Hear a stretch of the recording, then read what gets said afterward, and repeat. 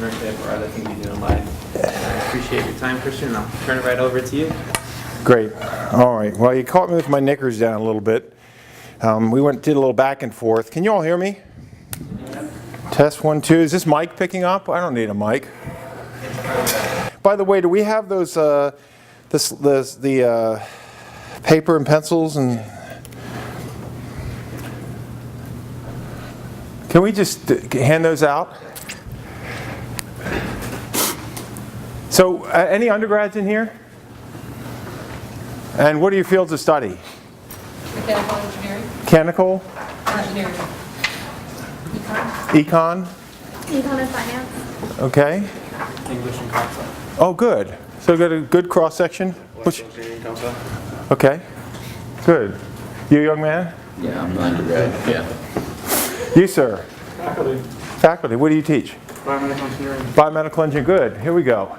All right. So, look, I'm new to this. I'm an inventor from the Silicon Valley, and I'm asking that we hand out pens and paper to you all. Let me know when you get, and when I say paper, well, are you handing out the single sheet? Because I want, I want lots of paper. Okay. So, I'm an inventor, and I'm a full and tenured professor at NC State, but that's really by negotiation. I'm an inventor. My dad used to say to me when I was a kid, "Christian, you know the fastest man in the world is?" I'd say, "No, who, Daddy?" He'd say, "We don't know, he never ran." So the world of inventing is open to all of us. We're all inventors. And so I'm an industrial designer by training, but I like to see myself as an inventor. It's just sort of what happens up here.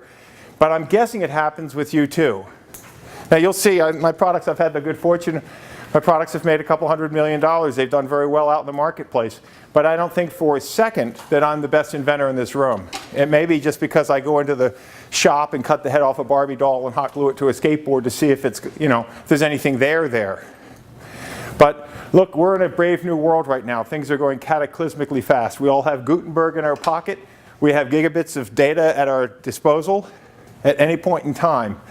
I have 3 children who are entrepreneurs. I'll be talking about them just briefly here, but it's a level playing field. So I don't come into this role as professor, and I may step on toes, and I don't mean to, but it's a brave new world, right, Professor? When we come in, they've got very smart kids coming into these schools, and they know things we don't know. So it's sort of like, let's teach each other.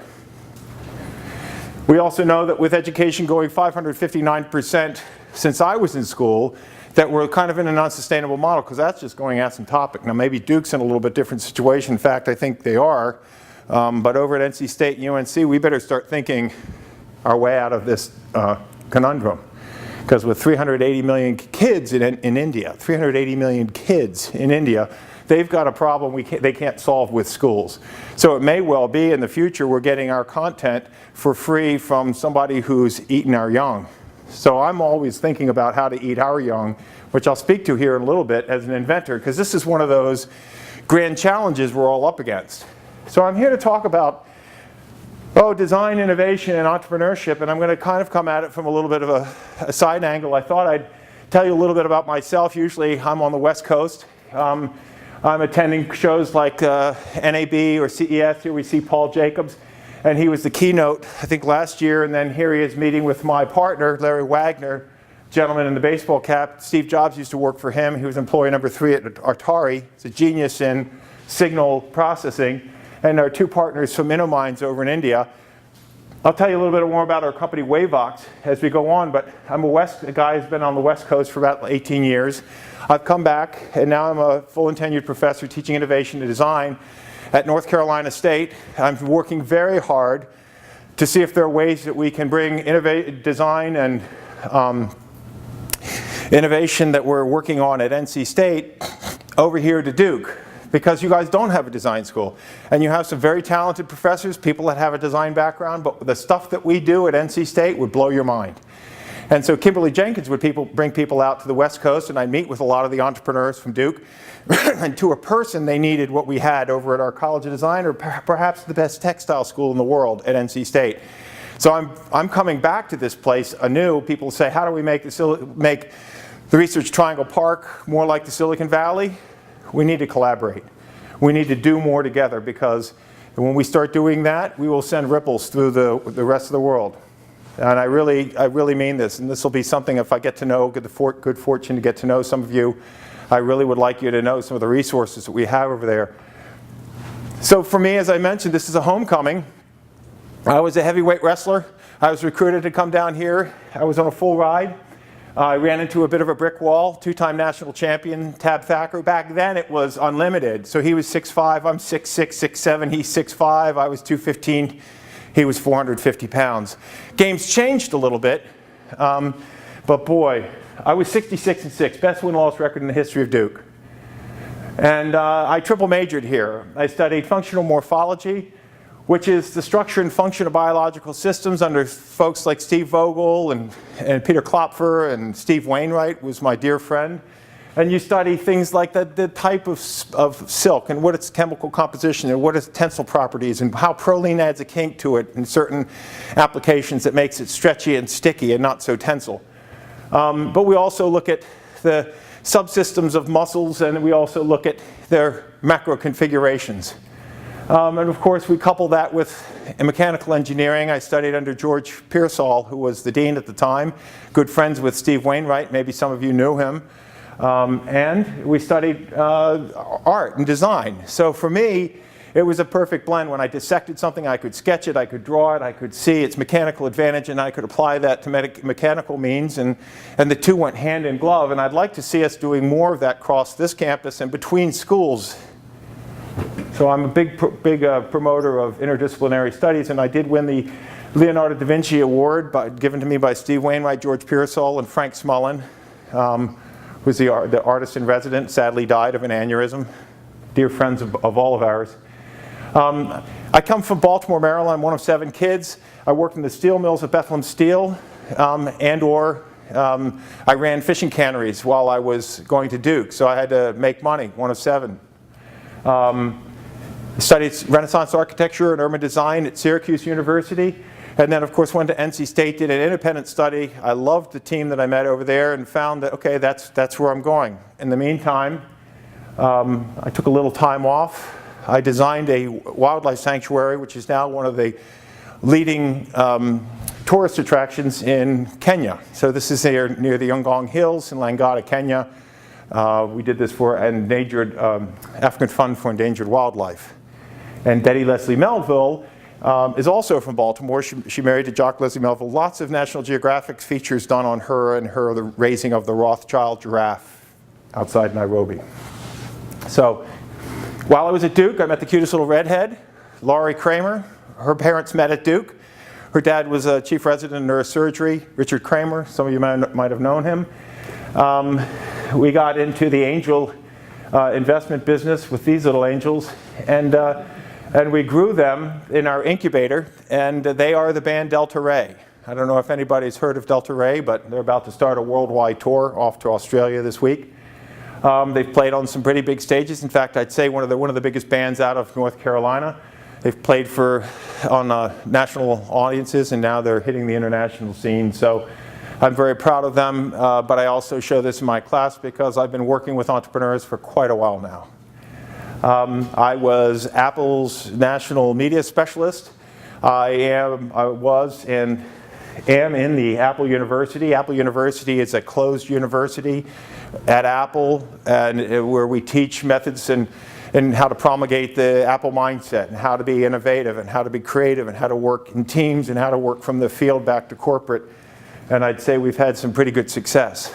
The QuickTime architecture is an architecture for time-based data. It's in every one of your pockets if you're an Apple guy or a girl, and it's certainly in the Apple architecture for all other devices. I left Apple with a company called Cadmus, a $400 million printing company out of Richmond, Virginia, who funded our internet on the multimedia on the internet company, Cadmus Communications or Cadmus Interactive.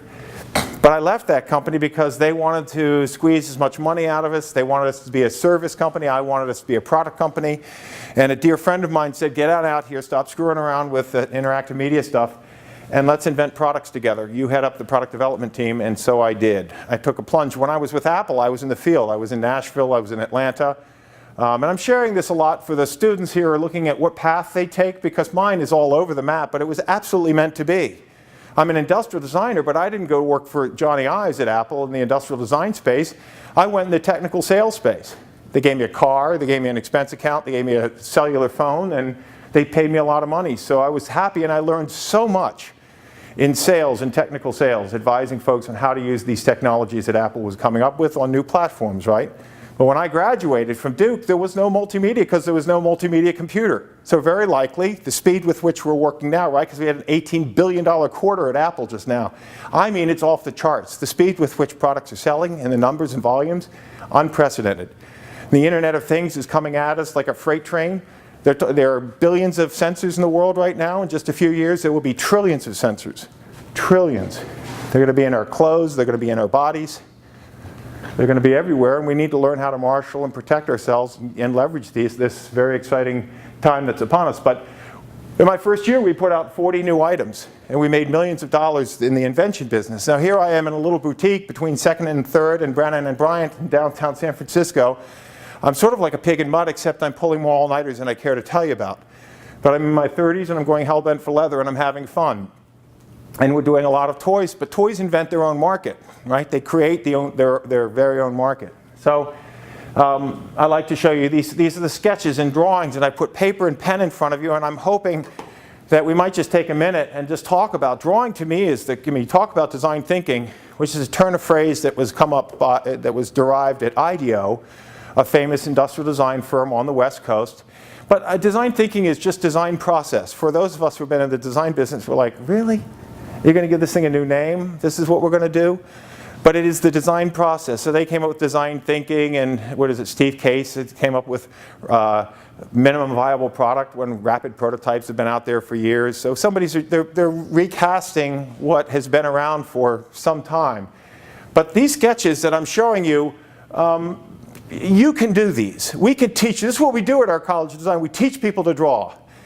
And a sketch like this, when we're in an ideation session, is usually accompanied by something like this that fleshes it out. So the idea here is, you've got a cool little car. It has aerodynamic features, but when you pull it back and let it go off the table's edge, just before it goes off, it deploys those aerodynamic features and shoots off. Some part of the car deploys. That was the concept. And so what we do is we do sketches like this before we invest too much. We're building products on paper. We build the concept on paper, and we show it to each other. We drink our bath water. We say, okay, these are the ones that we're going to womp up. And then we render something like this into something like this, and we show it to the client. Right? But this is a prototype. That we're telling a story when we show a picture. And then, of course, that becomes a $1 million line. So this is about as fast. I mean, 2 nights before we're doing this. Then we have a day before we do a rendering. We'll bang out 4, 5, 6, 7, 8 renderings. Then we'll go pitch the client and do it all over the next night. So we were just boom, boom, boom. And again, this is an invention business. So we are doing design, but we're applying design to our own concepts. And we've done lots of this. So the company down here featured these products here are powered by a Zavix chip, a 16-bit micro that is 3 millimeters square and just under $1.50. But we were doing before this is 1999, 1998, we were developing these.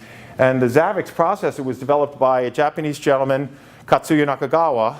And so when we met him and we saw what he was doing, we were so intrigued and said, wait a minute, who are you? Where did you come from? And he goes, well, I was with a small playing card company. When we put ink on paper, we made playing cards. And I told the president, we can do better. We can do something like Atari. I said, but we put ink on paper. We know nothing about circuits and interactive television. He's going, but I'm an electrical engineer. We can do this. So the president allocated a little bit of budget, gave him a couple of head count. The company is Nintendo. The rest is history. Katsuya Nakagawa created the first Nintendo Entertainment System at a playing card company. So when we talk about disruption, we talk about pivoting, right? Like Kaiser Permanente. Anybody know what their business is? Kaiser Permanente, anybody? You in the back? Healthcare. Okay, thanks for raising your hand and helping me, Steve. Jesus. So, healthcare, but do you know where they come from? Kaiser Steel. So, big companies can pivot, unlike Bethlehem Steel. where I got the pleasure of working, and now they've scrapped the entire place.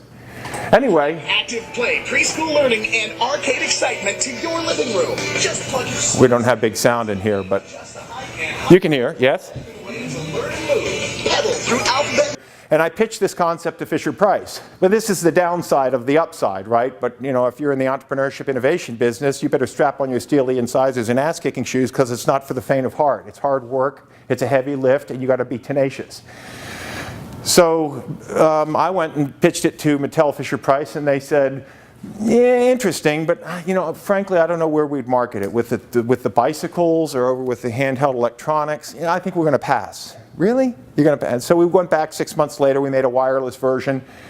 We presented it again, and then I remember this product. Yeah, I'm not sure we're going to do this. Well, we wouldn't know where to sell it with the bicycles, and this is your biggest problem, really, because this is the best-selling new product in the history of Mattel Fisher-Price. But this is the pushback you get. So if you don't believe in yourself, if you don't believe in your idea, if you don't believe in your product, give up. You've got to believe. In the face of adversity, in the face of everybody else saying it's a piece of crap and it's not going to work, and who needs 154 characters or whatever it is, or 54, what is Twitter? Right? It changed the world, right? People thought they were going to get flying cars, and they got 154 characters, and we got the Arab Spring, and it proved its worth. Anyway, as I say, the product was a huge success.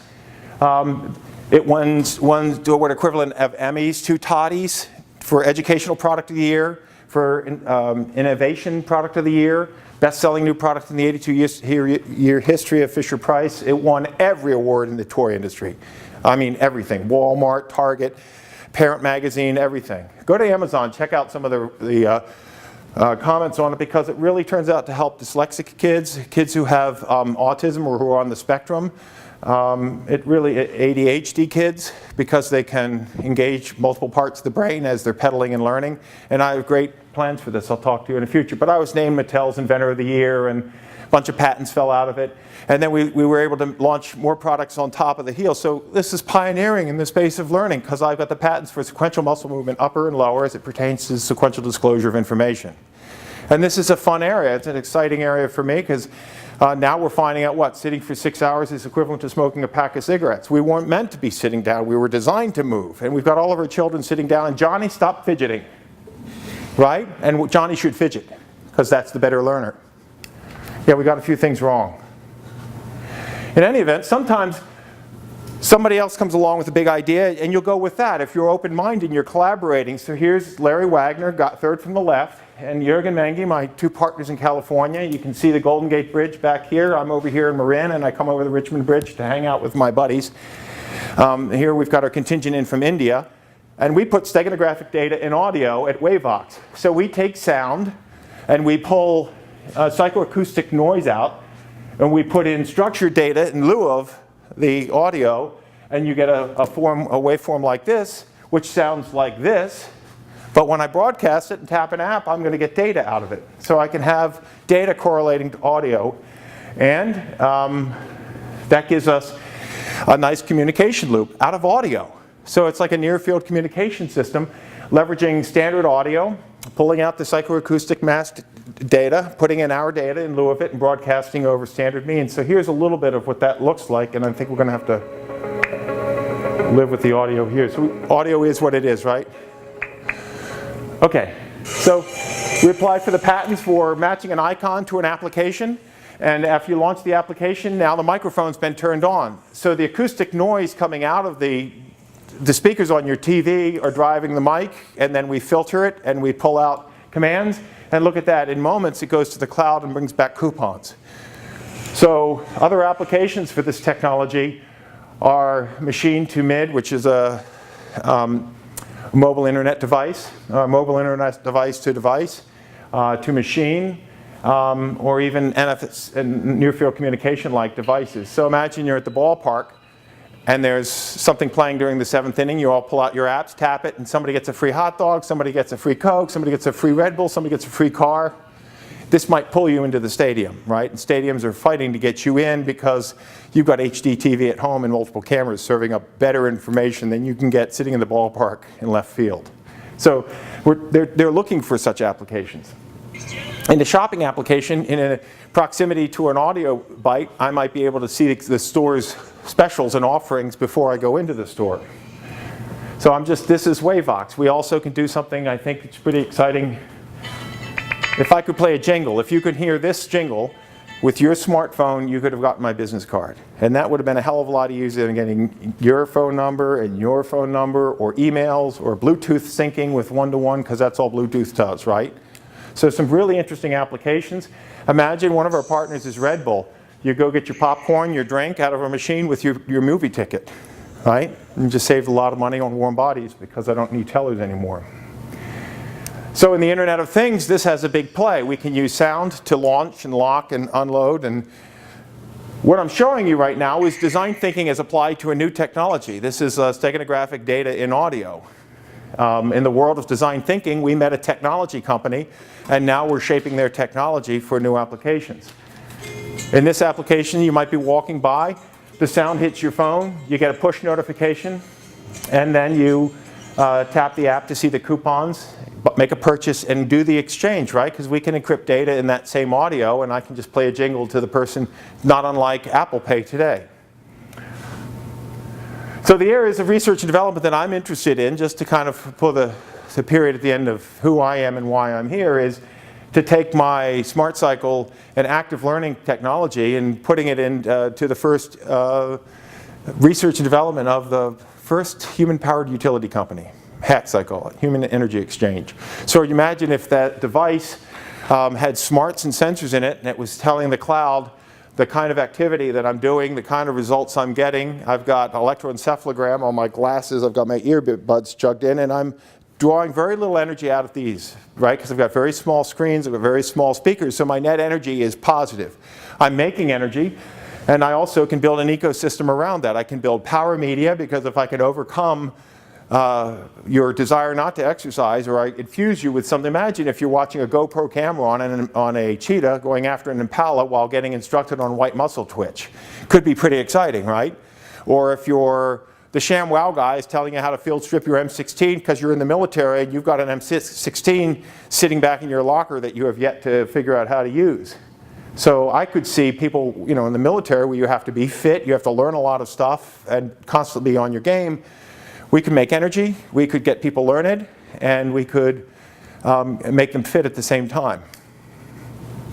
Another thing that I'm very interested in is developing this thing I call concatenation. So small chunks of information, modular content for courses, certificates, or just-in-time learning. So allowing people, not instead of courses, to me I think courses, MOOCs are ill-fated. This idea of taking semesters worth of work and putting it online, because we're here for semesters. You come to a college, you come to a university for a semester. I think it's ridiculous to put a semester's worth of work. People they graze through information and they want it in small chunks. Ted's got it about right. 5, 10, 15 minutes. So we're promulgating this concept over at NC State with some possible partners like Red Hat and SAS. But small chunks of information as I want to migrate through them or navigate through them. Or maybe they could be constructed into a certificate or to a grant program. By the way, who here knows what DNA does? Anybody? Specifically, what does DNA do? I'm at Duke University with shit smart people.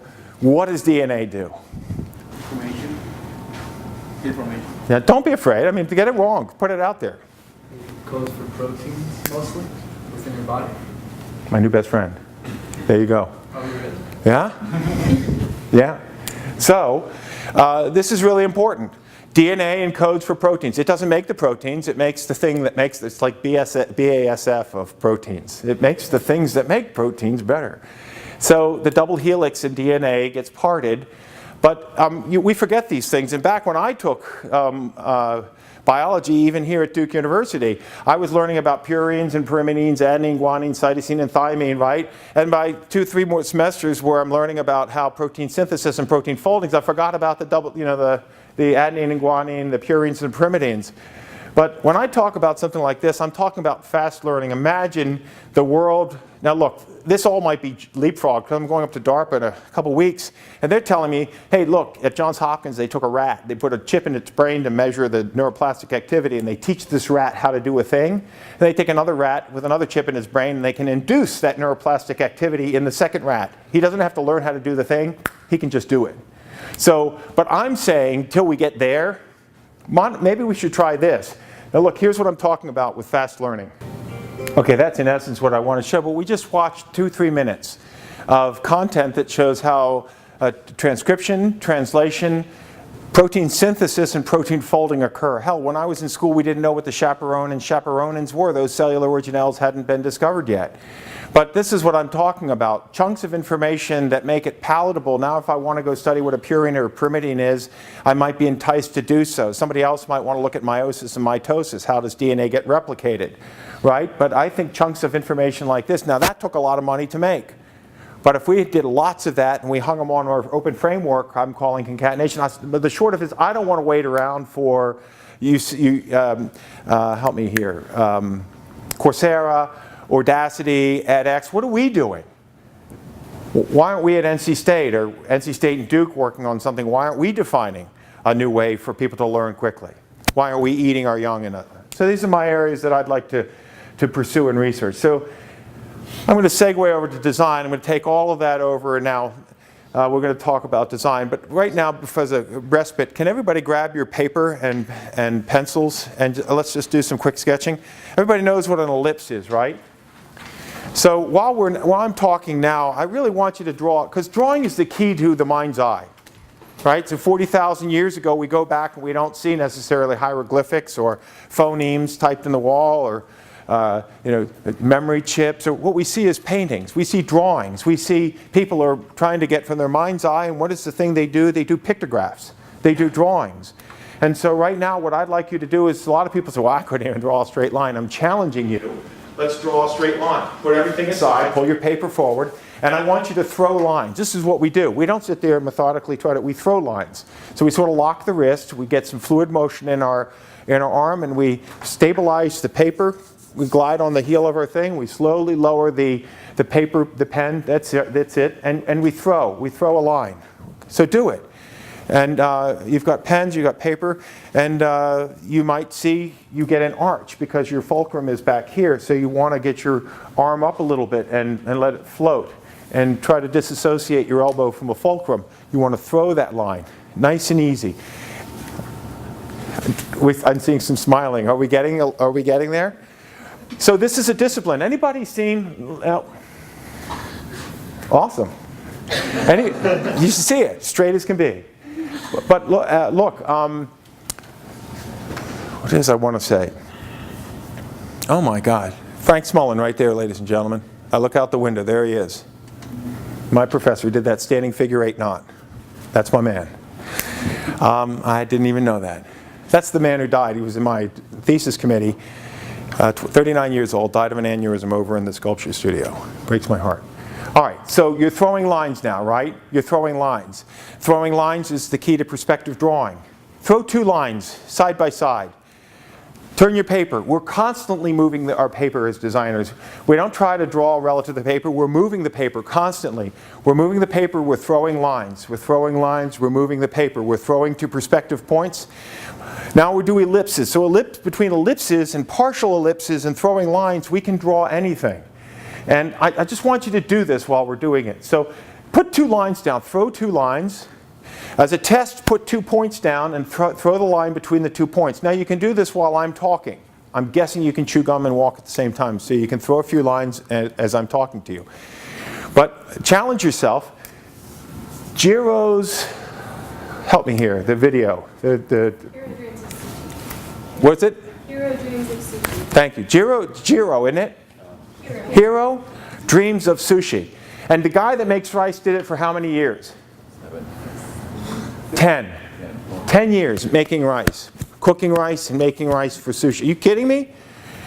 But while you're drawing, if you lower that pen point down and you feel like a record going onto an album, if you can remember back those days. But if you get a sensitivity for the tip of that pen and how it touches that paper, that intimacy is what an industrialist, what we learn to do. We start getting a feel for that. Every time we pick up a pen, we get to know it. We throw lines, we muscle, we burn through tons of paper, and we get to know that pen or that pencil. So draw two lines next to one another, and then try to get throw ellipses. Now we throw ellipses, we get that same motion going. And we throw an ellipse. And look, an ellipse is this, on an angle, right?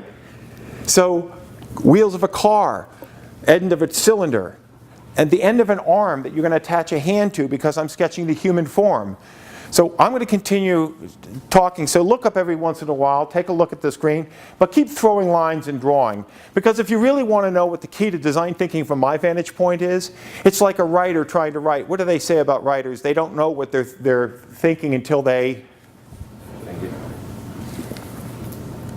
write it. They think they got a great story and they write it and they go, "Oh, what a piece of shit, that sucks." They do, and then they have to rewrite it.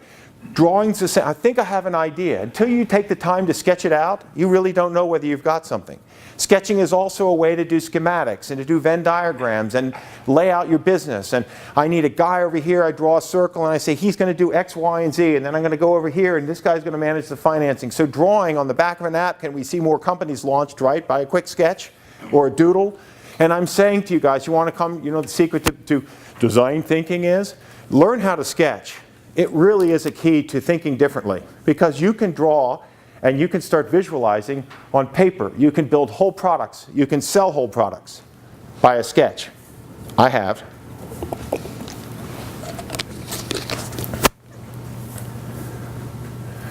So industrial designers in general, industrial designers is kind of a unique breed because we're pulling so many different skills and studies in, and we're doing it in a creative process. We're leveraging against the engineer in us, right? And I'm not saying I have to take an engineering course to be an engineer anymore than I have to take an innovation course to be an inventor.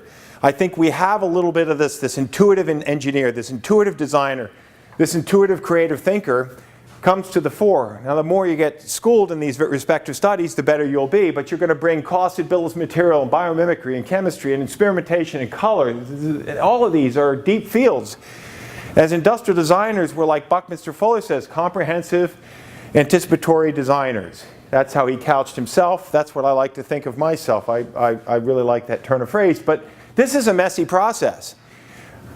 Now there are people that will tell you that it's a very clean, systematic approach, right? This is the IDEO thing you see out there for design thinking. But really, this is the design process we've been using for forever. And I like to layer on it, you know, a number of things. There's this notion of empathy. Empathy means to put yourself in the other person's place. Sympathy is to take pity on them, but empathy is to put yourself in their, really experience what they're going through. But it's sort of more than that. They use the word empathy because they're trying to put a nice pictograph together, but you have to interview, you have to do research, you have to really get immersed, you have to be the problem.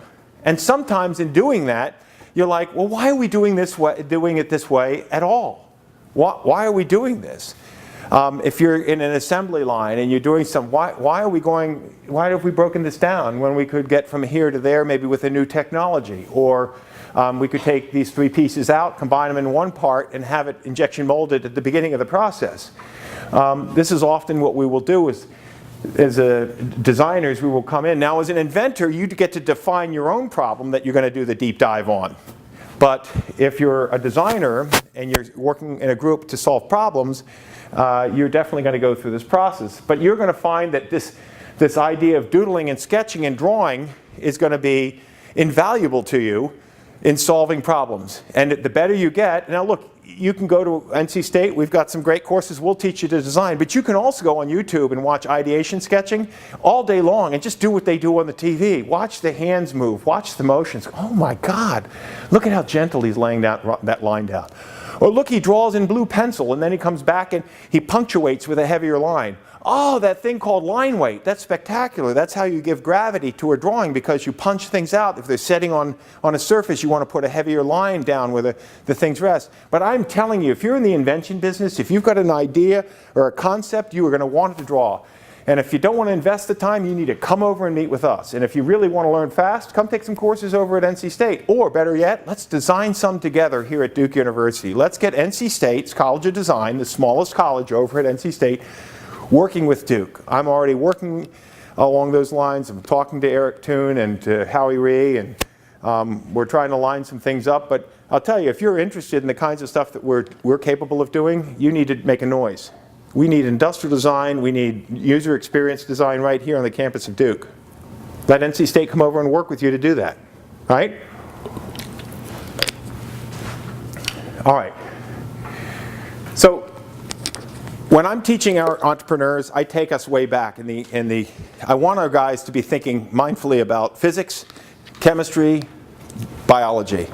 Because right now, the more inventions, the more innovative stuff we see regard networks, which is electronics, right? We've got professors over there trying to make neutrino phones, right? So we can pass information through the center of the earth like wind through a duck and beat the current networks. If you beat a cellular phone call by half a second, you might make $1 million in the turn of the market, right?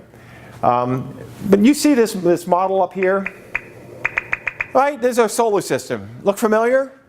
This is kind of about right. I mean, forget the scale, right? It's about right. Yes or no?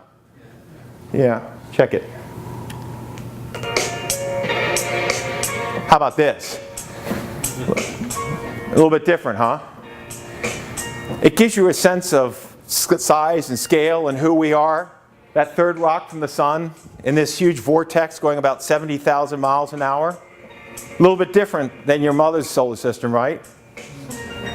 It changes, to me, when I see this, it changes everything. It makes me feel so small. So we've only got a short moment on planet Earth to live, and that sun is one of trillions out there in the universe. And here we go. We've got a short spate of time. What are we going to do with it? So I love the idea of thinking different, right? This was our company's motto: think different, and really design thinking. I've taken engineering courses, and with this notion of immersing yourself, being in the problem, being the problem, knowing every facet of the problem, will give you great insights. Oh my God, why are we even playing this game? Why don't we step way the hell out and do something completely different? Why don't we reapproach this thing? In design thinking, we do all of these things. We won't just take the problem as is and say, let's thicken the material, let's make a better lever, let's beef up this, let's put a better fulcrum. Let's put a stopgap as a safety measure. No, we will step out of it completely and question, why are we doing it this way? And I like to speak to this, so I changed this a little bit, and I wanted to talk to you all about Frankensteining. And I found a butter dish, which was about this big. And that became the beginning part for the mouse, as I felt it. So I used the butter dish, roll-on ball, was able to create a prototype. It's hard to believe that in a design so small as something that fits in your hand, there could be much controversy around it. But the magic of Apple products is we're simple, there's one button, and it's magic. So that's just, when I saw that snippet, I captured it and put it in my presentations, because to me it's the essence of what we do. Our heads are always churning, and how am I going to make this mouse, or how am I going to make some of the products that I bring to market? And you cannibalize, right? Getting a ball and socket joint, getting that intimacy of that behavior is not easily achieved. You're not going to go mold a ball, believe me, in your workshop. You're not going to get a wooden ball at a store and get it to fit in a socket. But if you're thinking out of the box, if you're thinking different, if you're doing design thinking, you're going to go find something that has a ball and socket that you can leverage into a physical model. And if he hot glues that in the bottom of that thing and trims it a little bit, then he's going to get something that rolls around, that's box-like, and that is a working, okay, a minimum viable product. It doesn't have the electronics, but you know, these guys are trying to get the form factor, and then they'll stuff the electronics in it. So here's some products that I've womped up, right? These are all like, look at this, salad bowls, plumbing pipe. I took a seat off an old tricycle and I cannibalized another toy, and voila, you've got kaboing. Right? Why such a face? What are you thinking? What piece of crap, right? You're so judgy. She didn't say any of that. Anyway, so fun exercise bike, the kaboing, and then a subsequent product to the Smart Cycle. Here I'm taking a scooter. I cut it off. It's aluminum, so it doesn't blend well with this. I'm not going to do a exercise in a kneeling. So I just mechanically bolt it. I take a couple prototype boxes, I strip the guts out of a Smart Cycle, and I make a little flywheel. I put a teeny little flywheel in here, engine. I mean, it's just me whacking and cracking in my garage with the cheapest tools. I got a bandsaw, stuff you can buy at Home Depot. Nothing spectacular except this $250 welder, which is like my steel glue gun. And I throw caution to the wind. I should have blown myself up 6 times, but I need to get these 2 things, so I just grind 2 surfaces, and I put it together, put a clamp on it, turn the thing off, and let it go, right? Sometimes I just turn a blind eye and go, and I'm good to go, because I just want to get a quick bond and throw it in my prototype. But in my shop, it was just chaotic, and my shop was maybe from here to the door and 10 feet wide. Very small spaces, and I'm able to make magic happen. You too can do this. And the patent in this FXB bike was simply how to affix a game thing. So here this is post Smart Cycle, and I want to put a game controller on an exercise bike, because if you ever played Mario Kart, anybody? 3 hands, please, people. Throw me a bone, right? So Mario Kart, you've got that constant road and 1-point perspective coming at you. You get on an exercise bike with a Mario Kart controller, and you start pedaling, you feel like you're driving that road. And so it's just a fun way, a cheap way to get exercise while entertaining. And so this was the direction we took. And when we created the product, we didn't have one, so I took a picture of a friend's child on a bicycle, and then I positioned the exercise machine that we had in a similar fashion, and then I photoshopped one on the other. So that product doesn't exist. I put the blue on it and the logo. I created all that in Photoshop. An application that you have access to. Come over, take a course, we'll get you learn it in Photoshop. But there's the real McCoy. I defy you to tell the difference, right? That looks pretty close to this, yes? So I built a prototype in photography. I never made haven't made it. We started selling it, okay? We can also go shopping for images and take these images and make something like this. My notion of, oh, now we get sound. Somebody knocking at the door. So here I come up with a concept called private eye, right? And I've just taken photographs, manipulated them, and I can pitch this, believe it or not. People get excited. They might say, okay, I'd like to see a prototype. Or we'd be willing to fund a prototype. All right, I'm going to go back one. You also can prototype in video. And this was profound to me. So in the late 80s, Apple Computer, John Scully, looked at it, right? He had just laid Steve Jobs off. And now he's looking at all the technologies that are on the horizon, that are coming. And he puts forth this thing called the Knowledge Navigator. Anybody remember this on the cover of Fortune magazine, right? John Scully with the Knowledge Navigator. But it's kind of cool because he took all the technologies. Now look at the way this video is done before I show it to you. And try to make a little list of what you see here. What kind of technologies? I'm just curious. And we could talk about how wrong he got it or how right he got it, and whether it's cool or not. But let's watch this. This was put out in the late 80s at the 10-year anniversary of Apple Computer. Your mother called again to remind you to pick up the birthday cake. I know. Print this article before I go. Now printing. Okay, I'm doing it now. Good time, so I'll be there. So that's it. That's the Knowledge Navigator, as seen by Apple in 1988, 89. So what did you see there? Was it a tethered computer? Came in, opened it, was sitting on the desk. Do you see any wires to it? So wireless, right? Back then we didn't have wireless. We had Apple Talk. We had Token Ring. We had Ethernet. I think Ethernet wasn't yet out yet. We had Token Ring, right? So we have wireless networks.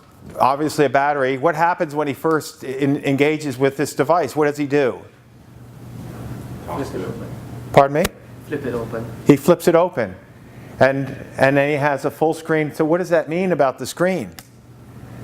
It's flexible. Flexible. Flexible LCD. We don't see that yet. We have it. It's out there. Have you seen flexible LCDs yet, Professor? I haven't seen them, but I know. Oh, they're there. Yeah. Huh? Isn't there a phone made with like a curved LCD? Well, there's flexibility. I mean, we've built enough products. There's flexible LCD material out there. Cost effective. You know, do we really need it? When we've got high resolution, small, we can bring it up, right up to our eye. But you saw that large eye in the top of the thing, so they had a camera a little bit bigger than it needed to be. Look how small we are in our camera. And this thing has 2 high resolution cameras in it, right? Preemptive multitasking, intelligent agents, right?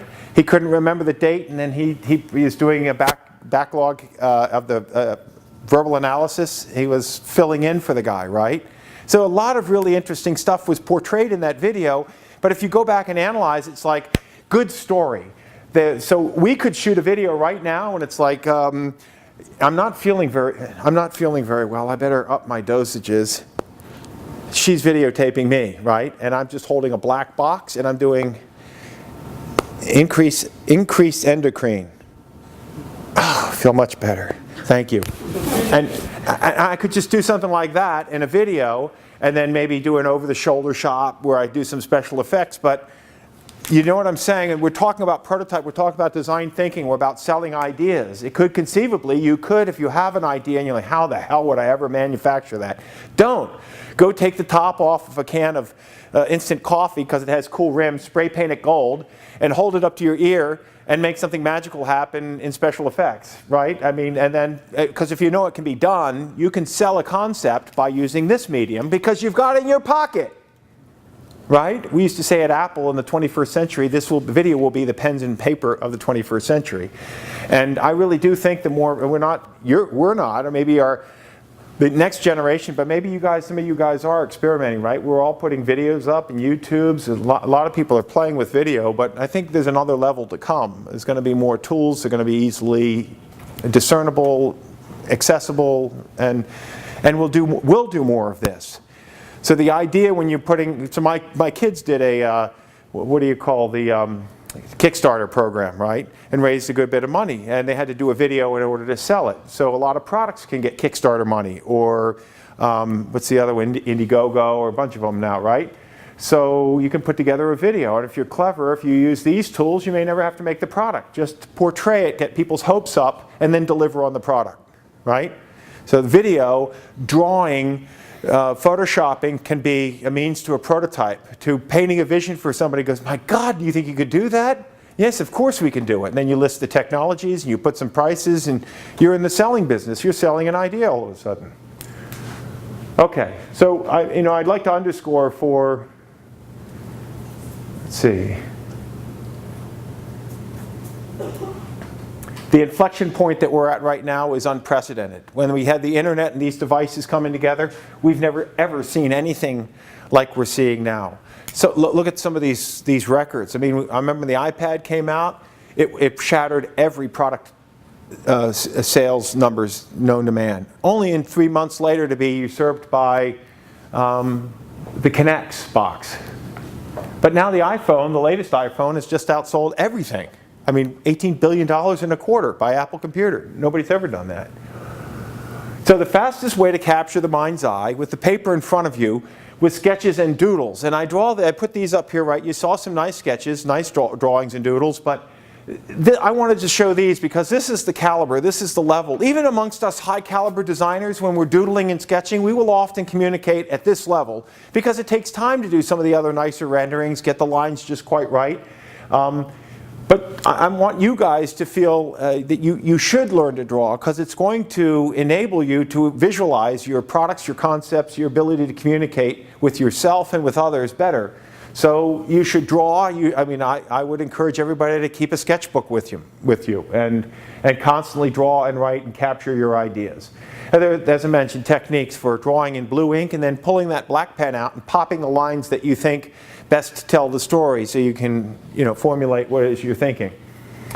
But this is how we invent literally hundreds of products, and we would have to crank out concepts, and this is just a small sampling of some of the many, many things we did at our innovation company, or I've done at my own invention company. These are quick. I wanted you to see the caliber that we're doing them. We'll go into Illustrator and bang out renderings, and this is what we often will show the client, is this caliber rendering. And I don't think it's the best. I don't think it's anything to write home about, but this is what sells. This is what we go in front of clients and show, and if they see merit, then we will go to the next level. Okay. I think that might have been it. And I wanted to take questions and answer questions at this point. So talk to me. Are you guys all in the Innovation Entrepreneurship Program? And what is this lecture series that I'm a part of right now? It's the INE Academy, and so we cover topics all associated with innovation entrepreneurship. So anything from social innovation to your design thinking to financing your own venture, all kinds of different topics. Okay. It's open to anybody at the university. Yeah, so do questions, please. Let's have some dialogue here. Anybody? Nothing?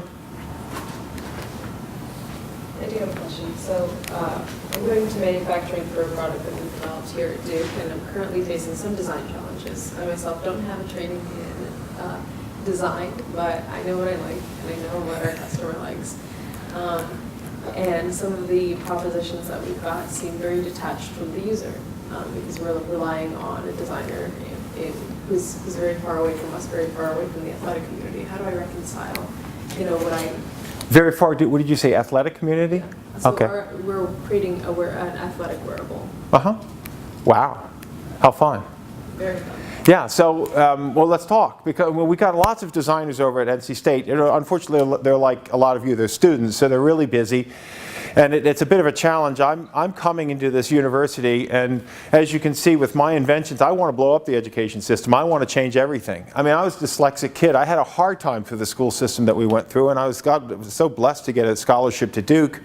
And it was really hard. I took reading, I had to take courses in reading all while I was here, because I couldn't slog through the material that Duke put on me. And I just think there's a better way. And I'd like to have the chip in my brain and have it induced so I too could know jiu-jitsu, but I can get some designers to you, but I really would love to see you all involved in what we're doing there. Maybe your curriculum wouldn't allow for it, but I think if we were to take you through some of the sketching programs that we did, and you'd feel so empowered because you could do some of this yourself. You could communicate to your design team a little more of this, a little less of that, something more along these lines. And that might also be, Pinterest is a wonderful, go harvest images and say, I want some of this. I mean, if you just want to use the design folks that you're using now, that might be, and you might well be doing that, is showing, no, we like this kind of a stitching, and we like this kind of a look feel.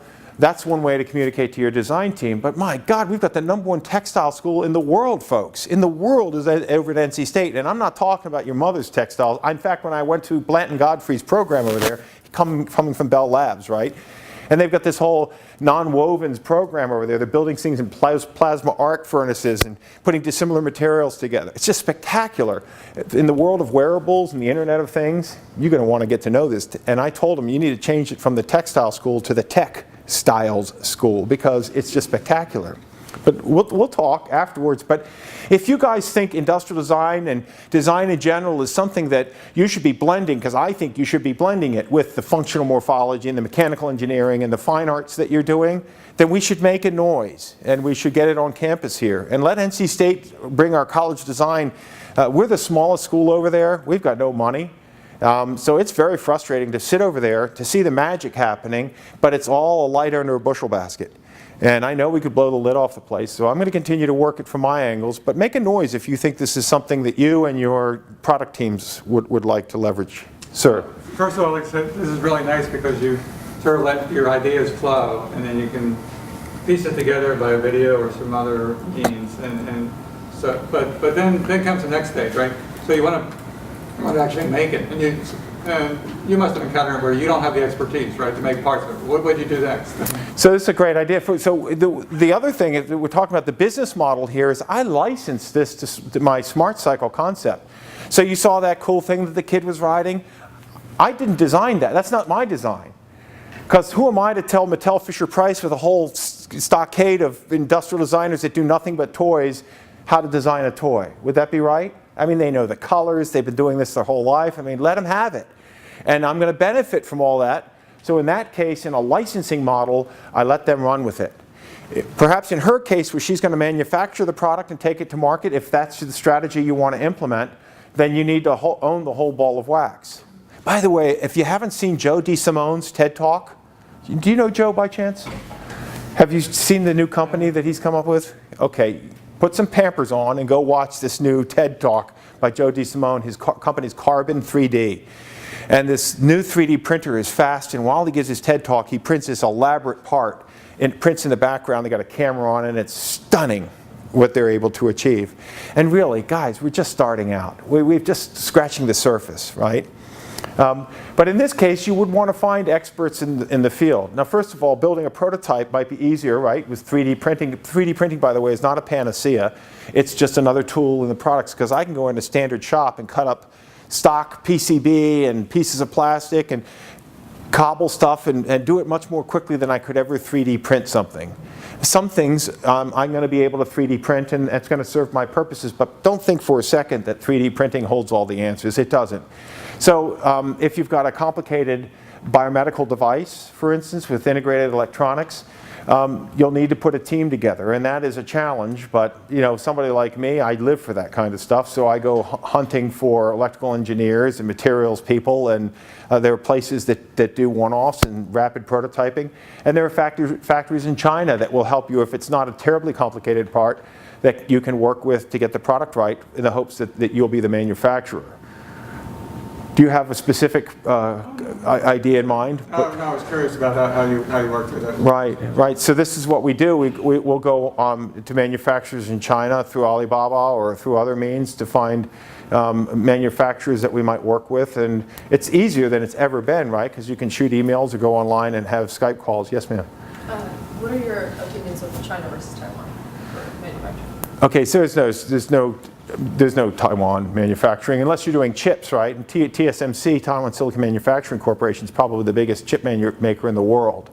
And so for chips, you want to go to Taiwan, and there are a lot of low-cost chip vendors in Taiwan.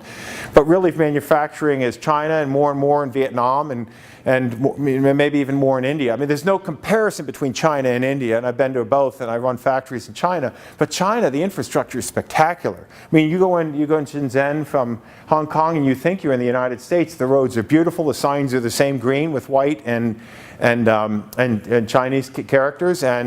But once you get off the road in Guangdong, it's the Wild West. I mean, the roads are nice, and they're painted and everything, but nobody pays any attention because you're in a local geography, and it's hell-bent for leather.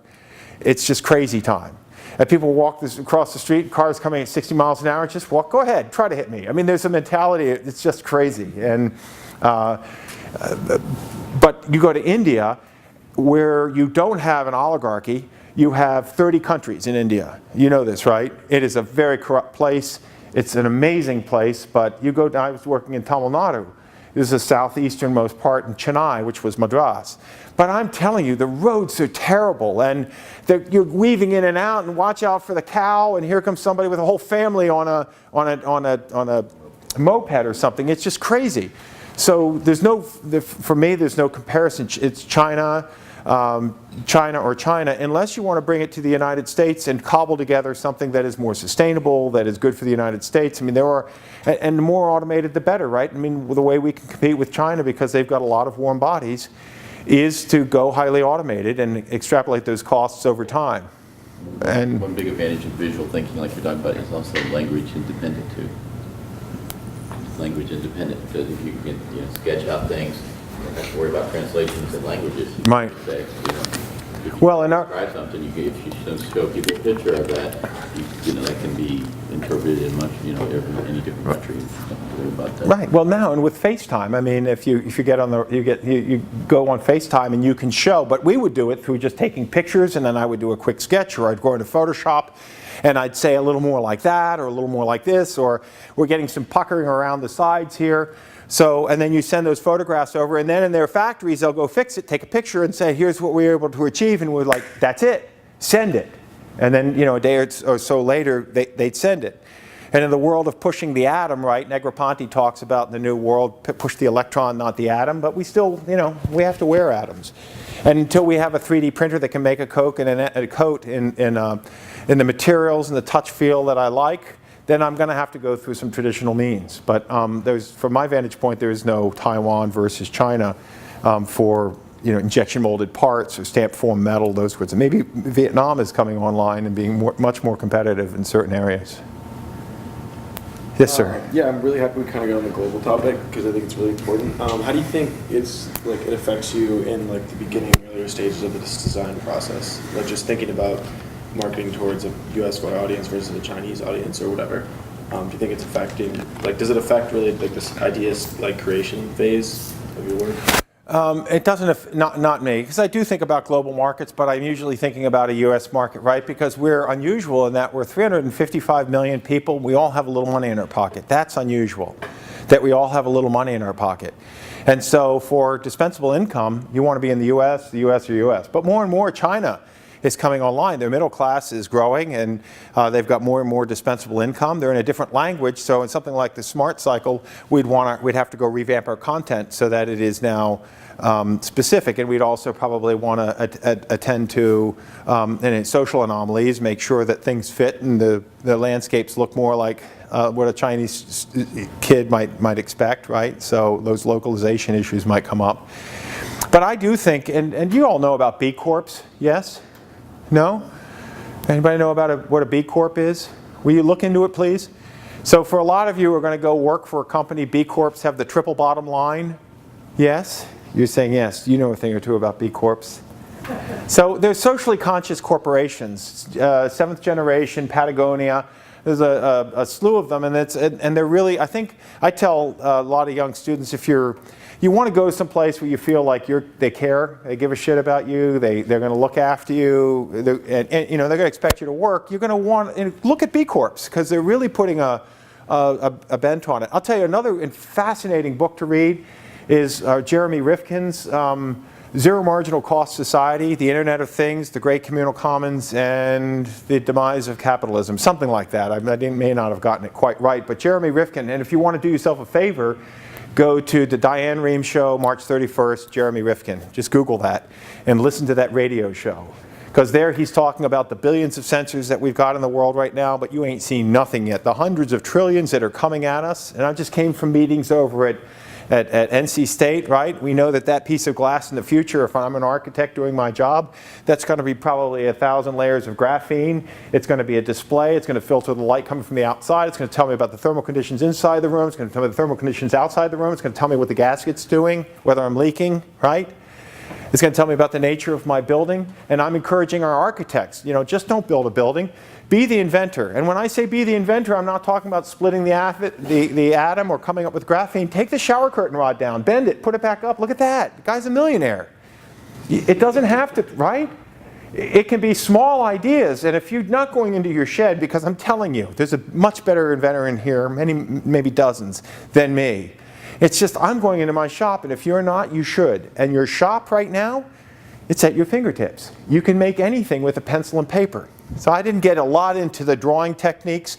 You can bring them up online. Look at ideation drawing on YouTube and watch some of that spellbinding stuff. They'll show you about perspective, drawing lines, drawing ellipses, shade and shadow techniques. And next time we meet, you might go, I too am an industrial designer. And I might work for you. Anything else? Yes, sir. Kind of taking it back to local. Yeah. Are there any companies in the Research Triangle that you think are doing a really, really great job of doing this kind of ideation and oh yeah. design work? Yeah, absolutely. So the Quintiles logo, all that was developed by a friend of mine who runs a company in Raleigh called. I should help me. It'll come to me. Forma Design, right? I just met with another company that does rapid prototyping, and but boy, they're all over the place. There are a lot of really good companies that are doing. Ali Khalifa. I mean, talk about if you want a cool company to go look at Ali Khalifa Design Box in downtown Raleigh. But you know, while I've got your ear, I got to tell you guys something. Who here is from North Carolina? Who here is living in North Carolina and going to stay living here? So that's the challenge you have at Duke, is you got a lot of folks come in and then you're going to go away. But we're trying to. This is a beautiful place. I'm coming back from the Silicon Valley. One of the reasons I'm here because these little knuckleheads called Delta Ray are living in Raleigh, and I get to see my kids, and they're traveling all the time, so I seldom get to see them. But it's thrilled to be back. But people talk about how do we build the Silicon Valley here? And the way we're going to do it is to lift each other up. Now we can go say, go Duke, and go to hell Carolina on the basketball court and the football field. But I'm telling you, there's shit smart people over there in Carolina, and there's some wicked smart people over at NC State. And we all know there's some really bright people here. But if we don't start stirring the pot together, Duke will be Duke, Carolina will be Carolina, NC State will be down this street there. But if we start doing some stuff together, if we get this young lady over to see some of our designers, right? And we've got Justin, I forget Justin's last name, I should know it, LeBlanc, right? And he's on the third time he's on Project Runway. This brilliant designer, fabric designing, like this, because he's got no inner ears, right? But he's this incredible talent. We should be playing with each other more. We should be stirring the pot. And if you saw what our industrial designers are doing, the kinds of prototypes, the kinds of out-of-the-box thinking they're doing, you would want to play with them. Nay, you'd want to drink their blood. They're really, really talented people, and they're of your ilk. The College of Design is the hardest school at NC State to get into. So there are a lot of really good programs. Ali Khalifa is one of the graduates, Eisenhower Fellow, and he's making shoes. Shoes, by the way, have the most toxic adhesives in them. So he's made a shoe, designed it, invented a shoe that's all mechanical, all snaps together with interlocking, a little bit like the Japanese temples are built, right? All interlocking pieces, so no adhesives at all. Custom built, snap it together, shoes are done. He sold another company to seventh generation, a micro-perforated coffee system, but it also can be a water filtration system. And he's working with William McDonough, the famed lead architect from UVA. So there's a lot of very exciting design work, and there's a great company here in Durham called Republic with a K, doing a lot of UX stuff, really good graphic design stuff. Okay. So I should come up with 20 in each city, but they're all over the place. Anything else? Any other questions? Look, I'm over the College of Design. And I'd be happy to help any one of you. And I'd love to stir it up. And if you've got a big idea, I'm all about big ideas. Let me help you. Who's to think, I was going to launch this product that made hundreds of millions of dollars, and I did great as a result. So let me help you get some mailbox money. Yes, ma'am. I was just wondering if the College of Design had any events that are open to the public. So if we, like you said, if we wanted to kind of see what else. They do. I don't think they do the best job of articulating, but maybe that's something we do, is we have a mixer or something, right? We get some students over and we celebrate and we get the, but it's challenging. What do they say about getting students at universities? It's like herding squirrels. You get that Z-plane. It's not just cats, they go up as well. So, but it's a good point, and this is exactly the kind of stuff we're looking to work on. And whether we should put a design innovation center down in the Research Triangle Park, would that be a pain in the ass for a Duke student to get to? By the way, if you had to get down there, could you get a car? Would you go to the Research Triangle Park if there was a... Yeah, I've been there. I actually have a meeting with Ali. So. Ali Khalifa? Yeah. Oh, good. It's not that much of a burden to get off campus. I'm telling you, especially when you meet like-minded people that set your world on fire, you're like, sign me up. And if you're in the Silicon Valley, easy peasy. If you have to go from Marin County down to San Jose, you could just write 4 hours right out of your day. And you better time it right, it'll be 6. Right? That's a long drive. Down to the south end of the valley from Marin County, shoot me. And then we have people who go, I'm not going to Chapel Hill, it's so far away.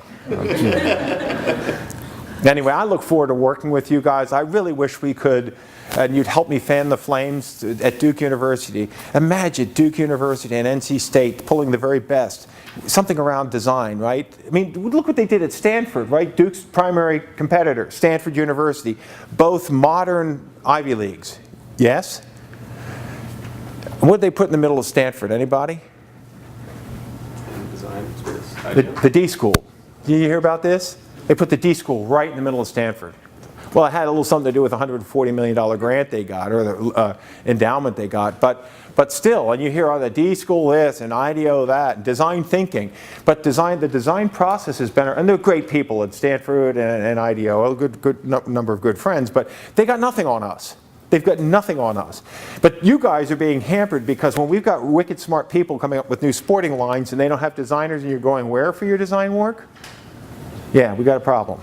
It's right here. One of the best design schools in the country, right here. Best textile school in the world, right here. So you have a standing invite to come to NC State. You can call me or write me anytime and pick my brain. I'm a state employee, means I work for you. Anyway, thank you, and let's stay in touch. Good job. That's spectacular. Huh? Thank you. Yeah. We really need to talk. Okay.